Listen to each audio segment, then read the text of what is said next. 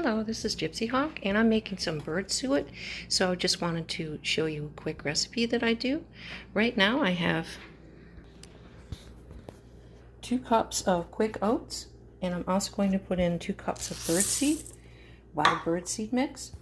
I'm also adding 1 cup of yellow cornmeal to the birdseed and oat mix, and 1 cup of flour. I also have some peanut butter and some beef tallow that I've melted in a saucepan on the stove, and all I had to do is just melt that to blend it together. I have mixed this, give it a good mix, and then also we're going to take the peanut butter and beef tallow and just put it in here. Correction, I'm going to put them in the mold, wait till it cools slightly, and then I'm going to put it in the refrigerator.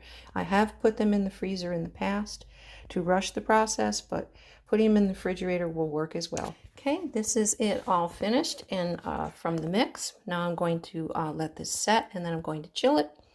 Then I'll cut it into the quarters after it sets, and then I'll put it in my bird feeders. Hi, this is Gypsy Hawk, and I'm going to end this segment of the suet making with the finished suet, and also showing it in the coconut feeders that I make. It works very well in these. So with this process, you can put the suet in molds that are close to the size of your suet feeders, instead of using like the small baking pan that I did and cutting it and separating it.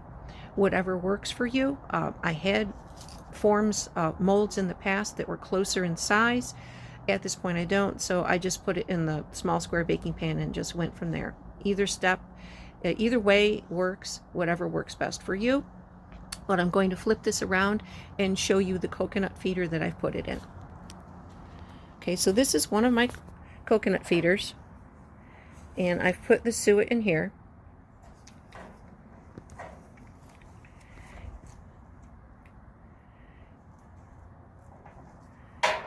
And if you decide to cut and mold them, what I do with the scraps is I just put it out on a tray for the birds, or you could actually put all that in another coconut feeder too. That's another way to use the rest of that too. But that's the finished product of the homemade bird suet, and it has all natural ingredients in it. It's cheaper to make in quantity than going to the store and buying suet, and you know what the ingredients are in it too as well. So I'll be putting the recipe for this out probably on my Facebook page. So please visit my Etsy page, GypsyHawksGarden, where you can find these coconut feeders. And I do have one coconut feeder that will come with suet if you want to buy it that way pre-made. And visit my Facebook pages, GypsyHawksGarden and Gypsy Hawk Profile. I'll have the suet recipe on there as well. So I hope to see you again soon, and please visit my page. Bye.